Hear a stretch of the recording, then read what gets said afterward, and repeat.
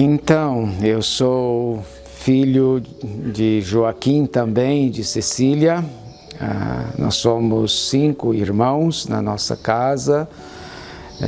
A família, tanto do meu pai como da minha mãe, é uma família grande e que não nesse momento da nossa história, mas na minha infância, na minha adolescência, na minha fase de jovem adulto, e depois eu também um pouco depois, nós convivíamos muito.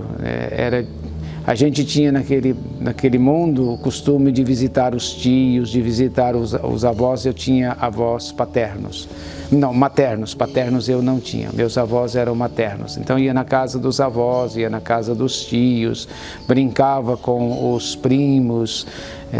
Eu nunca gostei muito de jogar bola, mas jogava bola porque as outras pessoas jogam.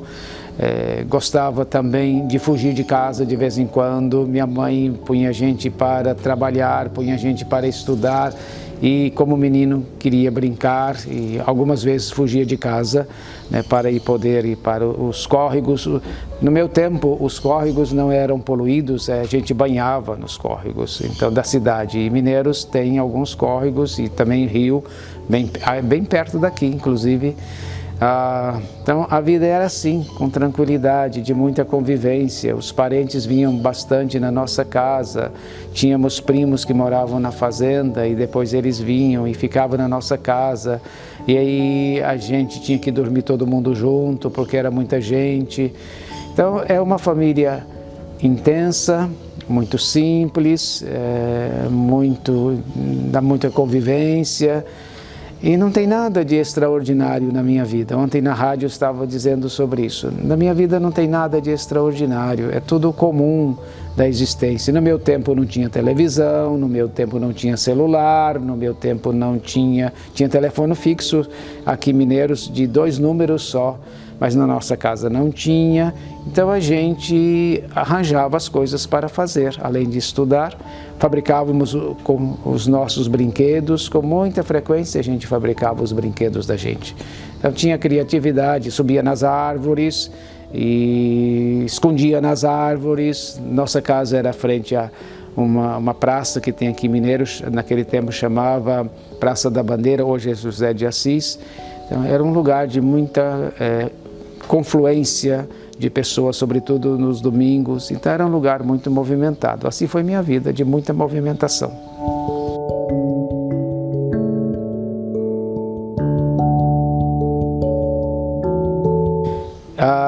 De ser verdadeiro, né, de ser coerente, de ser honesto, de sempre dizer a verdade, embora menino sempre diz mentira e quando dizia apanhava. Foram esses valores que as famílias como um todo sempre incutiam, e não era ensinando, falando você faz isso, era vivendo, era na convivência. Também trabalhar, eu comecei a trabalhar muito cedo na minha vida, eu comecei a trabalhar antes dos 10 anos de idade. Quando eu entrei no mosteiro, eu tinha meu próprio dinheiro, eu tinha dinheiro a juro, eu tinha dinheiro no banco, então eu trabalhava e ganhava o meu próprio. Então eu comecei a me sustentar muito cedo na minha vida. Então eu sei o que isso significa. Eu sei o valor também de preservar, eu sei o quanto que custam as coisas, eu sei o quanto que é importante a gente ter uma coisa, não só agora, mas poder saber que amanhã terei também. Então, zelar, e esta é uma realidade que ficou impregnada dentro de mim. E é muito forte na vida beneditina. São Bento tem inclusive um capítulo na regra que fala sobre o zelo. O monge é aquele que zela de si mesmo, zela da comunidade e zela das coisas. E trata, São Bento inclusive fala isso na regra. O monge é aquele que cuida das coisas do mosteiro como se cuida dos vasos sagrados do altar, quer dizer, o valor, a importância. Então, esses valores já trouxe para o mosteiro, e quando cheguei no mosteiro, juntaram as duas coisas, e acho que por isso que eu sou assim. Você pode prestar atenção, sempre zelo das coisas. As minhas coisas não acabam. Não sei, os meus sapatos, não sei quantos anos que tem, é a coisa mais engraçada isso, né? Então, não sei, vivi assim, cresci assim, sabendo assim. Então, eu sei o que custa, o que vale as coisas, eu sei o que vale as pessoas. E fui aprendendo na minha vida desse jeito. A minha personalidade é muito forte, eu tenho uma personalidade muito forte. Eu sou uma personalidade muito exigente, mas é muito engraçado, porque ao mesmo tempo que eu sou muito exigente, primeiramente comigo mesmo, depois também com as pessoas e com as coisas, e sobretudo com as coisas da igreja. O povo daqui de Mineiros pode testemunhar isso, sempre fui muito exigente com as coisas da igreja no sentido de preservar.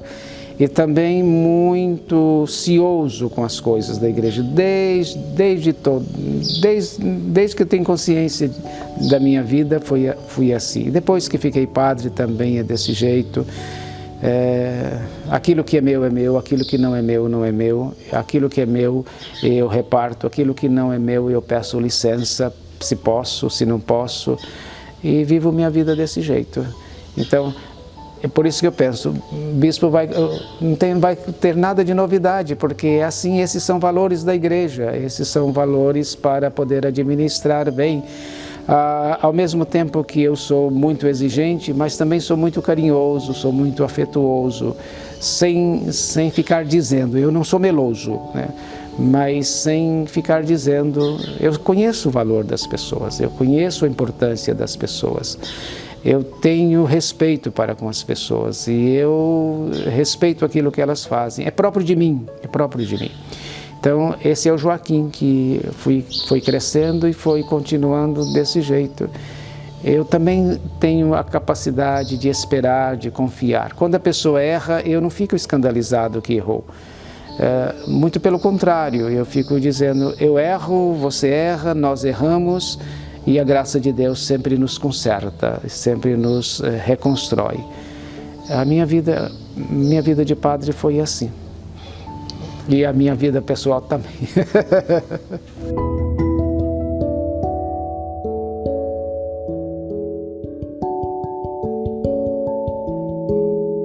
Foi em casa. Embora não pareça, mas em casa tinha muita oração. Sobretudo o terço, acho que eu gosto do terço porque eu aprendi em casa. A gente rezava o terço, né, todo mundo junto, rezava. E depois eu fui descobrindo, né, com a minha própria experiência de vida, que de fato Deus se faz presente e que de fato Deus fala na vida da gente. Tinha uma sensibilidade muito grande para perceber a manifestação de Deus. Acho que uma coisa que ajuda bastante nisso é porque eu tenho consciência de que a minha inteligência prática é muito aguda, é uma inteligência alta, a inteligência prática. Então eu consigo ver as coisas muito longe e consigo também ver aonde que as coisas vão chegar. E aí, como eu consigo ver longe, a minha visão é ampla, eu consigo, sem fazer esforço nenhum, perceber as coisas nas suas dimensões maiores. Isso também ajuda bastante, porque aí eu não fico julgando, eu não fico fiscalizando, eu não fico duvidando. E se eu por acaso duvidar, eu pergunto, né? Isso ajuda bastante na vida pastoral, no relacionamento familiar, no relacionamento na comunidade dos monges. Mas em si mesmo, uma característica do meu caráter é a exigência. Então eu sou exigente. E também aprendi a ser... os antigos diriam, então eu sou antigo, os antigos dizem, não é homem de palavra, eu sou assim. Se eu disse para você, permanece, até que surja o contrário, mas se não surja o contrário, permanece agora, amanhã, depois. E sempre levo em consideração todas estas coisas.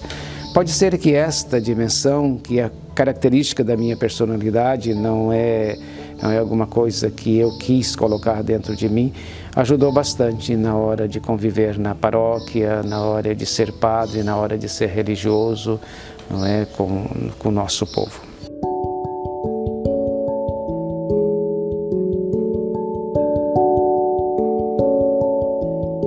Então, Não tem nada de extraordinário. Eu não fiz encontro vocacional, eu não ficava pensando, é isso, é aquilo. Eu nunca fui coroinha. A única coisa que fiz depois de um tempo era ser leitor na missa dos domingos. Numa das missas quase sempre eu lia, mas não era também com muita frequência, mas colocava a disponibilidade. A minha vocação de ser padre, ela veio da minha observação dos acontecimentos sociais. E aí, quando chegou na adolescência, perguntando o que eu quero ser, o que eu vou ser, eu tinha muita tendência de buscar a estudar para ser médico. Era uma coisa que trazia no segredo do meu coração. Mas depois eu fui percebendo que ser padre seria um caminho bom para que eu pudesse viver esta minha vocação. E pode ser que vai perguntar também por que sou beneditino, porque é os monges que estavam aqui. Então eu não fiz uma opção para ser beneditino, eu queria ser padre e os padres que estavam aqui eram os beneditinos. Depois que eu entrei no mosteiro e depois que eu fui tomando consciência o que é ser beneditino, aí sim. Aí então a opção se concretizou, porque eu sempre quis ficar em Mineiros, e aí deu certo, porque os beneditinos não têm transferência, né? Onde que a gente entra, a gente fica, né? Chamado voto de estabilidade. Então deu certo, isso conjugou com o meu interesse, conjugou com minha vida, e eu sempre pensava de que ao terminar os estudos eu volto para Mineiros e vou trabalhar em Mineiros. Uma outra coisa que vem dessa característica é, quando eu estava estudando, eu estudei em São Paulo por 8 anos no Mosteiro de São Bento, morei lá, comunidade grande, nós éramos muitos estudantes beneditinos, então aí tinha a oportunidade de visitar, de fazer encontros, e cada vez que eu visitava um lugar que eu achava interessante, eu pensava, olha, quando eu for padre, voltar para Mineiros, se tiver jeito, se tiver condição, se conseguir, acho que eu vou atuar assim. Eu acho que eu vou incentivar a comunidade para fazer assim. E nesse sentido, o que é mais visível é o nosso lugar chamado Emaús. O Emaús nasceu de um acalento meu ainda no tempo de estudante, vivendo em São Paulo. E o que é o Emaús? Emaús é um lugar onde as pessoas vão para rezar, para encontrar, para festejar. Tem muita árvore, no desejo de que as crianças pudessem subir nas árvores, pudessem correr sem ficar os pais preocupados com o que estava acontecendo. Então, muitas das coisas que eu fiz depois de padre vieram da minha observação. Então eu via, depois chegava aqui, eu observava e sondava, e imaginava, e deu certo, E aí vai, porque a inteligência prática, ela produz na gente uma criatividade enorme. Então, é uma criatividade espontânea, não é uma criatividade fabricada. É uma criatividade vindo da realidade. A realidade determina ou ajuda, ou direciona, talvez a palavra melhor é essa, direciona o que se poderia fazer para que a comunidade pudesse crescer, pudesse vibrar, pudesse ficar feliz. E nesse sentido tive muita sorte, porque o povo de Mineiros acreditou muito na minha fala e acreditou muito naquilo que eu propunha. E aí eu não só propunha, eu fazia, Quando eu era diretor, por exemplo, uma vez por mês tinha a limpeza geral do colégio. Quem chegava primeiro sou eu, e vou pegar a vassoura, vou pegar o escovão, vou pegar tudo e vou fazer tudo que todo mundo faz, né? Vou varrer a porta do colégio. Uma vez estava varrendo a porta do colégio e aí uma pessoa passou e disse, mas você não é o diretor do colégio? E eu falei, sou. Mas como é que você está varrendo a porta do colégio? Eu falei, porque precisa de varrer, né? Então é uma coisa natural. Em mim, função não determina a ação. A função é uma das realidades da ação. Então, uma pessoa que é professor, ele pode, com certeza, varrer a sala. Por que não? Não é? Então, eu sempre fui assim. Aqui em Mineiros também. Em Mineiros eu sou padre, eu atendo confissão, eu celebro missa, eu sou servente, ajudo a sentar tijolo, porque essa foi uma das... Meu pai era pedreiro, então no meu tempo de jovem também ajudei a ele. Então eu faço tudo o que as pessoas fazem. E vou lá, assento, carrego massa, carrego tijolo, faço isso, faço aquilo, corto a grama. Não tem nada que tem que fazer que eu não faça.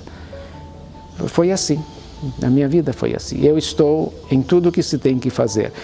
Quantas vezes fazíamos mutirão para limpar a igreja, quem estava lá sou eu, limpando a igreja o tempo inteirinho, lavando, varrendo, limpando. Sempre atuei junto. E sempre tinha tempo, sempre tinha tempo.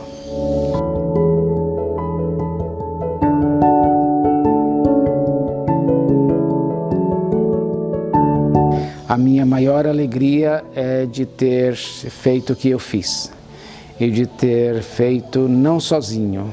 A minha maior alegria foi de ter sorte de estar com pessoas que assumem, as pessoas assumem.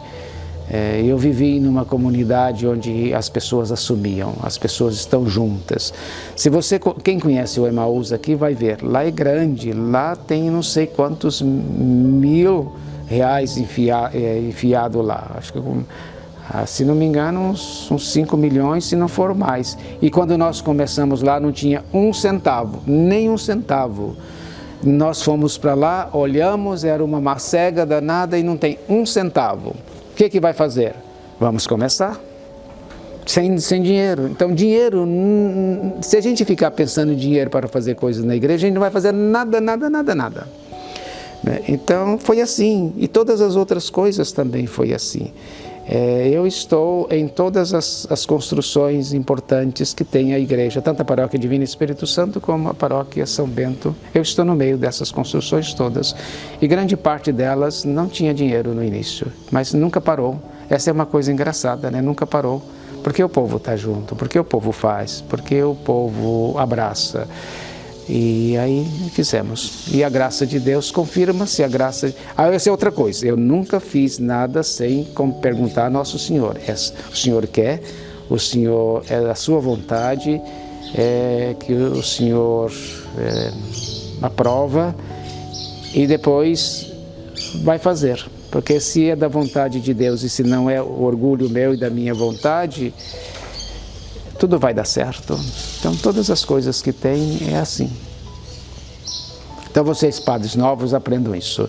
Se ficar precisando de dinheiro na igreja para fazer alguma coisa, se precisar de ficar juntando de dinheiro, vocês nunca vão fazer nada. Tem que acreditar na comunidade, tem que envolver a comunidade. Muitas dessas coisas que nós fizemos foi em termos de mutirão. Literalmente era em mutirão. No final de semana tinha uma equipe grande e a equipe fazia muitas vezes era no mutirão. E está no que tal, vocês podem andar pelos bens que as paróquias de Mineiros têm, muitas dessas realidades foram feitas assim. Uma coisa engraçada, eu nunca tinha preguiça e nunca ficava pensando, agora eu não vou, eu sempre vou. E sempre fui. Espero que no tempo do bispo também seja assim. Sempre vai.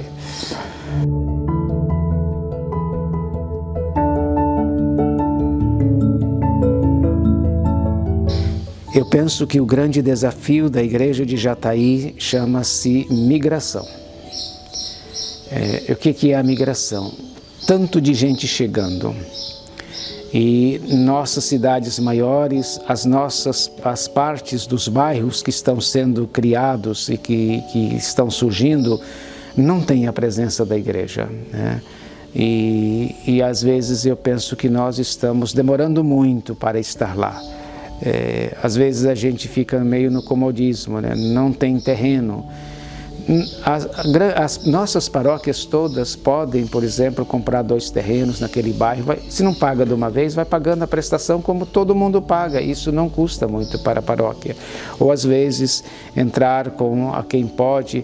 Aqui Mineiros tem um costume muito bonito assim. Surgiu um loteamento, um dos padres vai perguntar: olha, dê para a igreja construir um centro comunitário, construir uma capela aqui. E quase sempre ganha. Então, por isso que a paróquia, a igreja de Mineiros tem esses terrenos nesses lugares. Foi por causa disso. Então, e nós tínhamos um padre que era muito atento para essa realidade, Dom Eric. Ele ficava sempre de olho. Está surgindo um loteamento, quem que está fazendo, e vai em primeiro lugar. A igreja precisa estar lá no seu loteamento, dê-nos algum... E sempre dava, quase sempre. Aqui, por exemplo, tem um loteamento para cá, né, chamado São Pedro. Aí estava começando esse loteamento e eu fui atrás das pessoas e dê-nos um pouco. Ganhamos 6 lotes juntos, então já vai começar a capela lá. Esse mês deve começar a capela lá.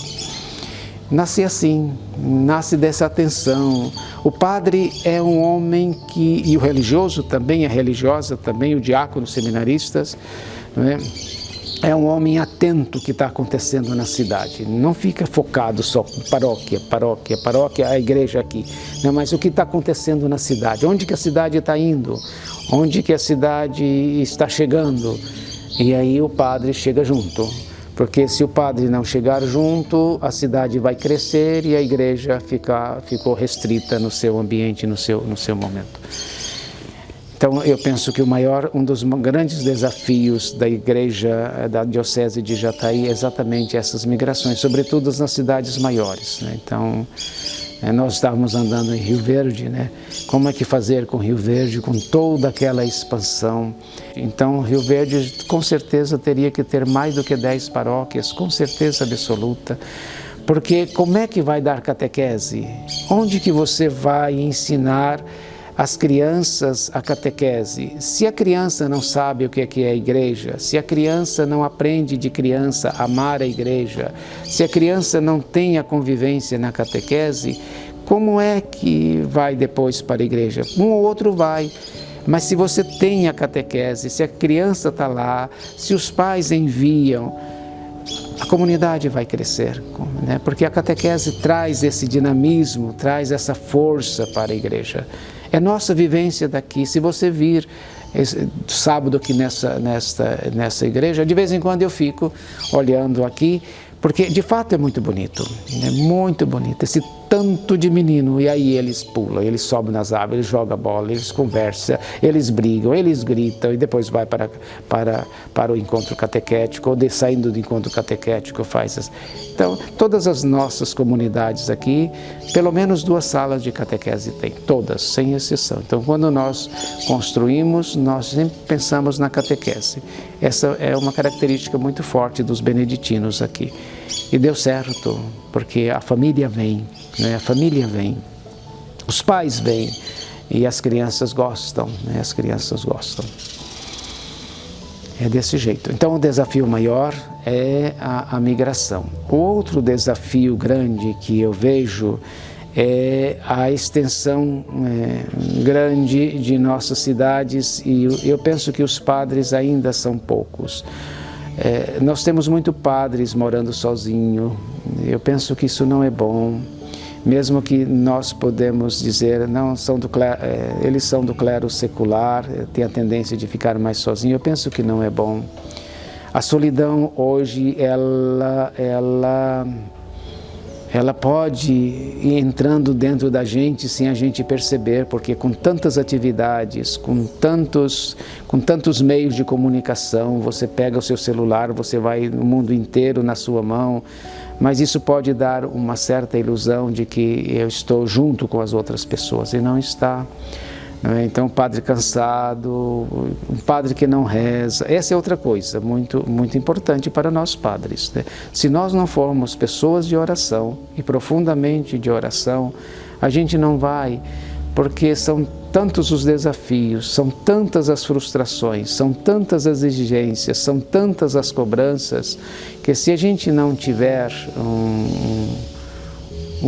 o hábito, o gosto, o prazer de rezar, rezar é muito prazeroso, rezar não é uma coisa pesada, pelo menos para mim, aquilo que eu conheço. Rezar é muito prazeroso, porque a oração nos aproxima de Jesus e Ele produz em nós muito prazer, porque Ele conhece nossa vida e Ele permite que nós o conheçamos. Assim também é com Nossa Senhora. Então, rezar faz bem, não porque tem obrigação de rezar, mas como condição para poder viver com alegria e disponibilidade a nossa vocação. Esse é outro desafio. Nós precisamos, não é, de que os padres se encontrem mais. Graças a Deus que isso está começando de novo, não é? E graças a Deus que isso está aprofundando de novo. Esse de novo não significa agora. Esse de novo significa para mim, que é um apelo que vem de dentro dos nossos corações, né? Tem um incentivo muito do Padre Rafael, e isso faz muito bem para todos nós. Esta é outra dimensão que nós devemos, que não é mais um desafio, mas é uma compreensão de que é bom ser assim. Tem que andar muito, tem que andar muito. O último final de semana, eu dormi 5 noites em 5 camas diferentes e andei, acho que uns 1.700 quilômetros.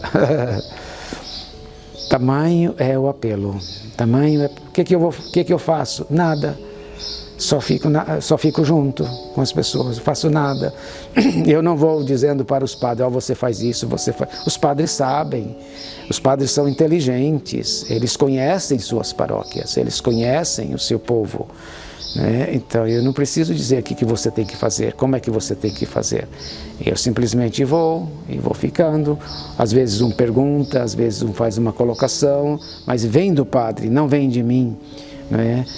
Esta é uma realidade que eu gostaria muito de viver, esse tempo que eu vou ficar na diocese, que não é muito tempo, né? Eu tenho consciência disso, mas também não é uma transição, é o tempo, é o tempo. E esse tempo, ele precisa ser muito bem amado por nós, querido por nós, espontaneamente vivenciado. A minha convicção é um padre que tem a vida de oração boa, um padre que não é estressado, ele vai ser um padre que evangeliza com muita profundidade. O povo fica literalmente encantado com um padre assim. Não é o padre que fica fazendo coisas, né, mas é o padre que sabe estar junto. E às vezes sem falar nada, às vezes silencioso, às vezes só olhando. Literalmente, o nosso olhar... É minha área agora, né, na psicologia. O olhar é a experiência primária na vida da gente. E foi com o olhar que nós começamos a trazer o significativo para dentro de nós. Então, tem algumas doenças que elas vão perdendo o jeito de falar, vai perdendo a locomoção, vai perdendo a parte motora, mas o olhar, de um jeito ou de outro, ele fica... Porque foi com o olhar que nós aprendemos que nós existimos. E foi com o olhar que nós enxergamos as coisas melhores da nossa vida, né? O olhar, portanto, é a dimensão muito cativante na história nossa de seres humanos. Então, o padre que aprendeu a olhar, ele acerta muito e ele cativa muito.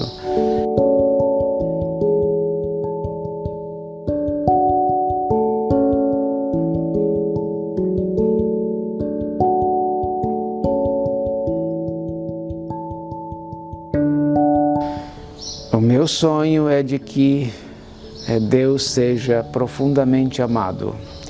O meu sonho é de ter uma igreja, como diz o Papa Francisco, uma igreja que vai ao encontro do povo. Se você pergunta, o meu desejo enquanto pessoa é que nossas lideranças sejam valorizadas, nossas lideranças sejam reconhecidas, nossas lideranças sejam respeitadas, nossas lideranças sejam amadas. Outro sonho na diocese é que nós sejamos irmãos, literalmente irmãos e irmãs. Nós trabalhamos no processo da inclusão, respeitando as diferenças, respeitando os valores e acreditando. Um terceiro sonho é que nós sejamos cada vez mais capacitados. Nós precisamos de preocupar com nossa formação, né?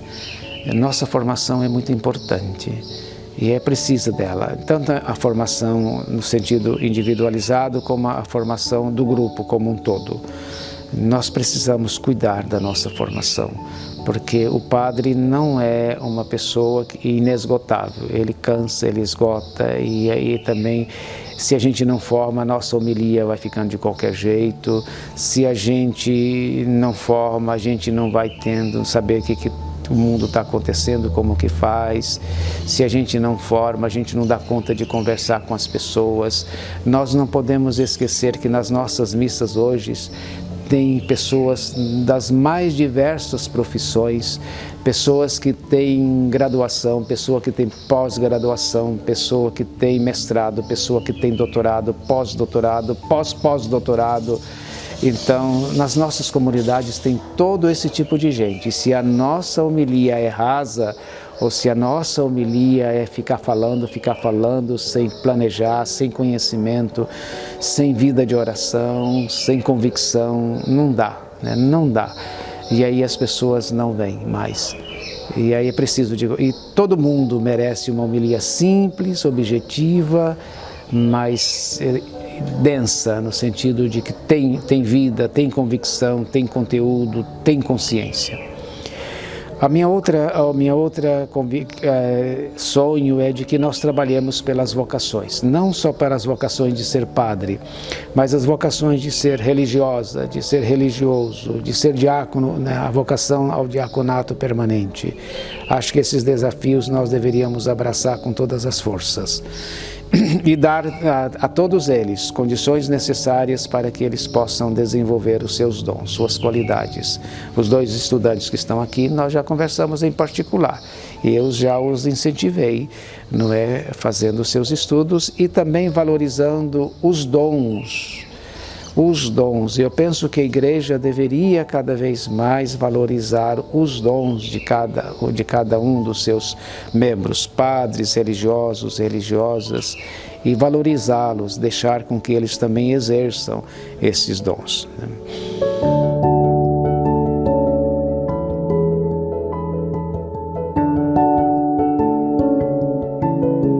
A Diocese de Jataí está numa região do Brasil em franco desenvolvimento. Por aqui está passando o Brasil inteiro, né? Tanto nas coisas boas e significativas, também como nas coisas desafiadoras. Nós conhecemos esta realidade também. Mas a Diocese de Jataí é composta, na sua grande maioria, de pessoas muito simples, no sentido afável, né, de muito receptivas, são pessoas muito agradáveis, são pessoas muito colaborativas, são pessoas que gostam da comunidade, são pessoas que respeitam a igreja e sabem do seu valor, né, e reconhecem o seu valor. O relacionamento com as autoridades legitimamente constituídas é um relacionamento muito respeitoso, valoroso e de reconhecimento das suas competências, das suas importâncias, das suas realidades. Eles também, eu percebo isso, reconhecem o valor da igreja e a importância da igreja para o nosso povo, para o nosso desenvolvimento. Então, a Diocese de Jataí, apesar da sua extensão grande, ela é de fácil acesso. Nós não temos dificuldade de ir em todas as paróquias, em todas as cidades, todas são ligadas por asfalto. Então, é uma diocese boa, muito agradável, é uma diocese muito muito alegre. As pessoas são alegres aqui, as pessoas são trabalhadoras, as pessoas são valorosas, as pessoas são religiosas, as pessoas gostam, né? Não gostam de nós padres, gostam de nós religiosos, gostam de todos nós. Então é muito agradável, é muito bom viver aqui. De tal maneira que os bispos que passaram por aqui, daqueles que eu conheço, e eu conheci todos, eles sempre elogiam e aí sempre perguntam, como também o povo pergunta por eles. E essa é uma realidade bonita nossa.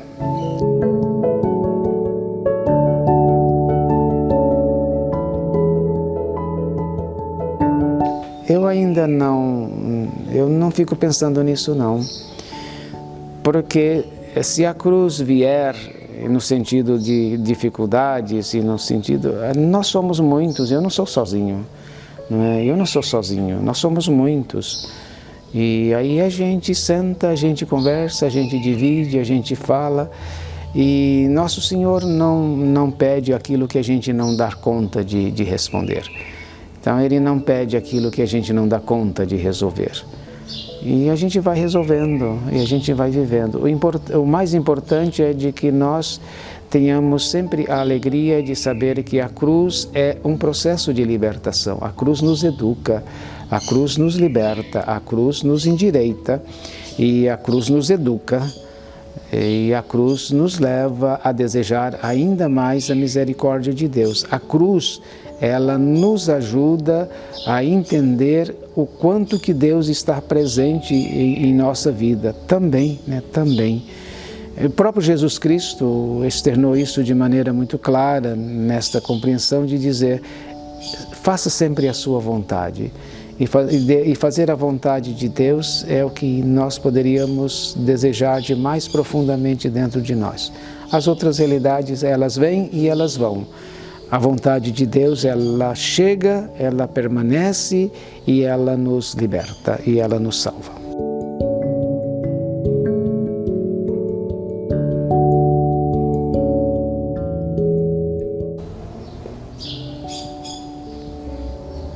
Não sei. Nada me vem à mente. A oportunidade no episcopado, literalmente, nesse momento, eu não sei. Pode ser que a oportunidade que o episcopado traz para a gente é estar mais no coração da igreja. Ter mais oportunidade de entrar no coração da igreja. Mas outra coisa, porque não é privilégio, não é poder, não é prestígio, é o reconhecimento social. Sim, ele existe, mas trabalhar com reconhecimento social, então, é função do bispo, e nesse sentido é função minha. E o reconhecimento social não significa que eu sou melhor do que ninguém, que eu sou mais importante do que ninguém.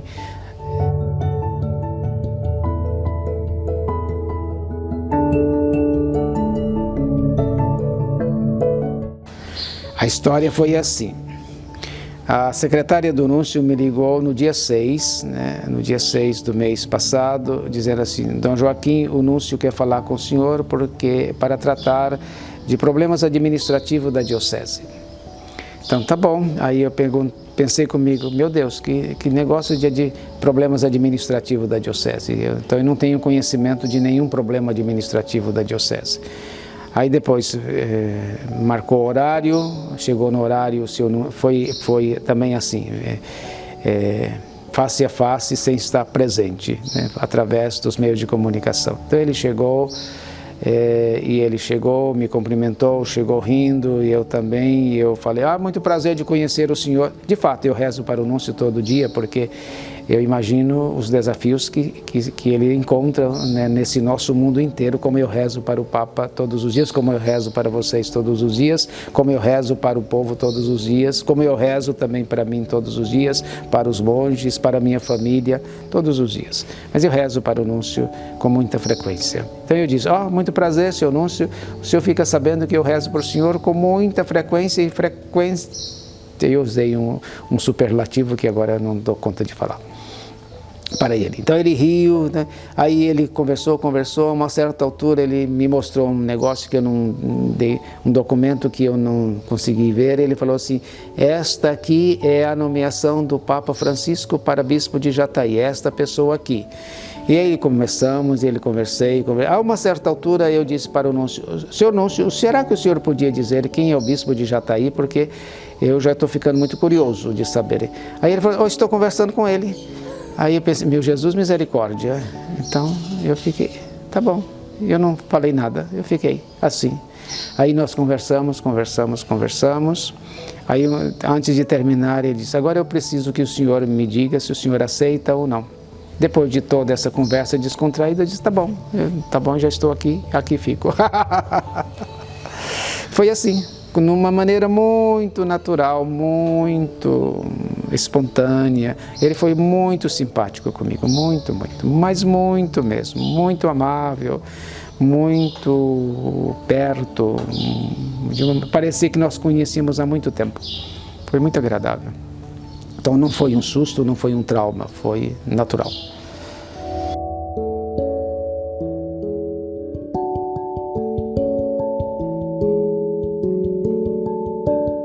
Eu sei que nós estamos aprendendo, né? E eu penso que o valor maior é saber que nós somos um todo. O meu desejo, e acho que vocês já perceberam isso, de que a gestão da diocese, enquanto gestão, né, de que nós vamos fazer juntos, né, e juntas também, porque tem as mulheres, juntos e juntas, e nós vamos evangelizar juntos, nós vamos planejar juntos, nós vamos executar juntos. Porque na vida monástica é sempre assim, juntos, então essa é a minha história e nós vamos fazer assim, né? Então eu reconhecendo as competências necessárias, as responsabilidades necessárias, aquilo que são próprios, né? Então eu não sou inocente em relação a isso, né? Eu conheço essa realidade e tenho consciência dela. Então, mas nós vamos ser juntos, escutar, né? Escutar, mesmo porque uma igreja em saída é uma igreja que escuta, né? A sinodalidade, uma das dimensões bonitas da sinodalidade é exatamente a escuta atenta, é a escuta presente, é a escuta valorativa, é a escuta respeitosa, é a escuta reconhecedora das capacidades que nós temos. É a escuta de saber que Deus aqui está e Ele está conosco. Então, a igreja sinodal é uma igreja que escuta, é uma igreja que valoriza e é uma igreja em saída juntos. Ninguém fica saindo sozinho, nós saímos juntos, que vamos ao encontro do mundo, vamos ao encontro das pessoas. É assim.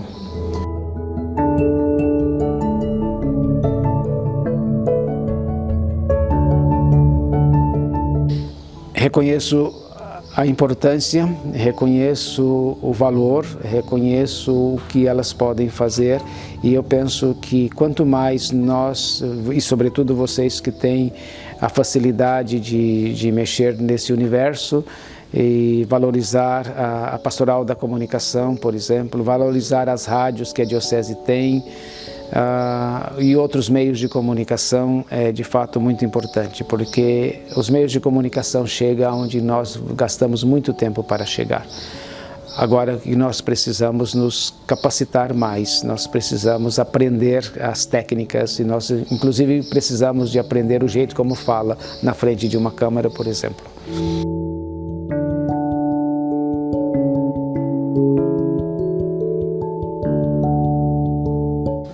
A vocação política de um cristão faz muita diferença, então tem todo o meu incentivo, o meu respeito, como tenho atualmente aqui, o relacionamento com as autoridades aqui mineiros, da minha parte e também dos monges, é um relacionamento muito amadurecido, muito respeitoso, muito valoroso. E eu tenho consciência de que estas pessoas, elas fazem um bem enorme e de fato é assim mesmo, não é, para a sociedade. E se elas vivem a sua fé, se elas são católicas, se elas são participantes da igreja, muito melhor ainda. Então você terá o meu incentivo e pode ter certeza das minhas orações por todos eles e elas. Inclusive os jovens, né? Inclusive os jovens.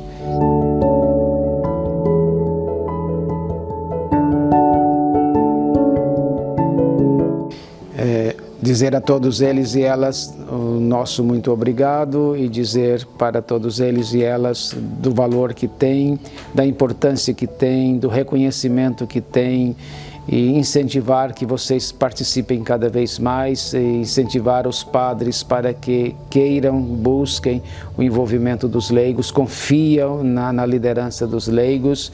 A diocese vai proceder desse jeito, com todas as forças, com toda a convicção, respeitando e valorizando as lideranças, que são muitas e graças a Deus são muitas, dentro da diocese, para o bem do povo de Deus nesta igreja particular de Jataí, para o bem da nossa sociedade e para o bem do nosso país. Então são pessoas que estão nas diversas profissões, diversos trabalhos. Saiba que a igreja está valorizando vocês, respeitando vocês e querendo que vocês cada vez mais vivam a sua maneira de ser nesse nosso mundo. Obrigado e parabéns.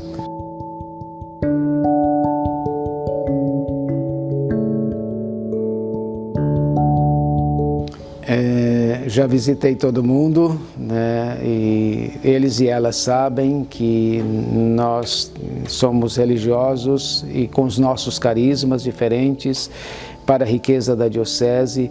Tenho pedido a eles e a elas que vivam, que expandam, que a diocese está aberta para todos eles. Já falei inclusive com os provinciais e as provinciais.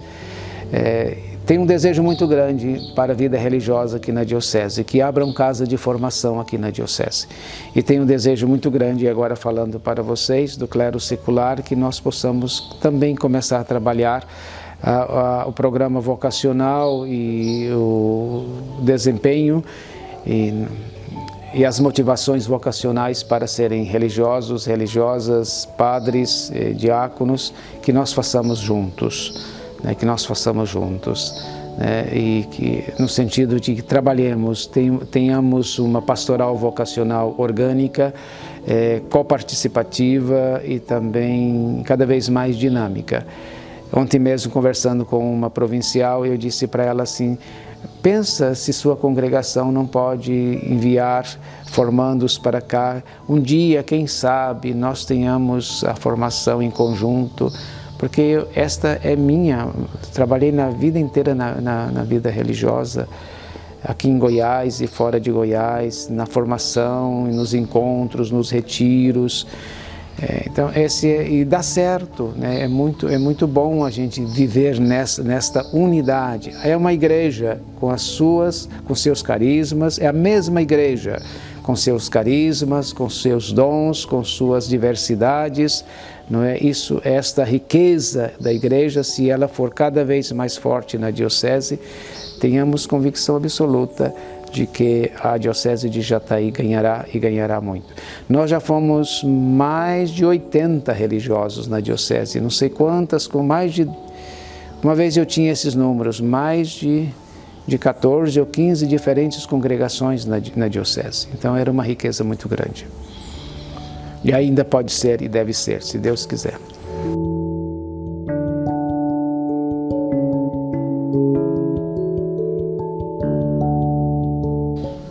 Pois é, esta é minha sorte.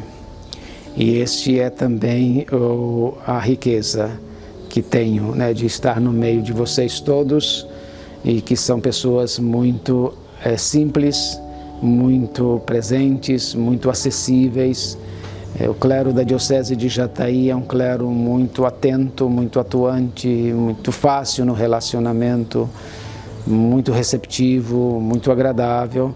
E aproveito aqui para parabenizar o Padre Rafael, que é tão novo, e ele está na coordenação da pastoral presbiteral da diocese e está fazendo muito bem. Padre Rafael, continue assim, né? Continue sendo amigo dos seus co-irmãos, incluindo a mim, também o mais velho de entre todos, e nesse sentido de ser amigo, de ser irmão, de estar perto, de falar uma palavrinha, não precisa muita coisa, uma palavrinha, então tudo isso faz muito bem.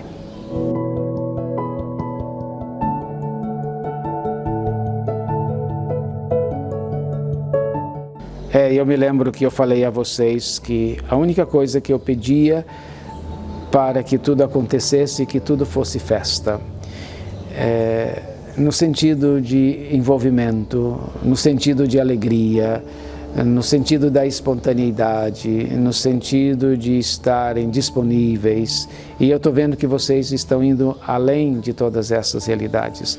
Então eu fico muito agradecido. E aí convido o povo, é festa. Por que é festa? É festa porque Deus está aqui. É festa porque o Senhor está aqui. É festa porque o Senhor está conosco. Então, se o Senhor está conosco, a gente não precisa ficar triste, a gente não precisa ficar cansado, carrancudo, é festa. E Deus ajuda que nós vamos viver todo esse período como uma grande festa e vamos morrer também como uma grande festa. A morte é o coroamento desta festa, que aí então nós vamos ver face a face aquele que tanto desejamos com o nosso coração e com nossa vida. Então, também a morte virá uma festa, porque vamos ao encontro de nosso Senhor face a face. Obrigado.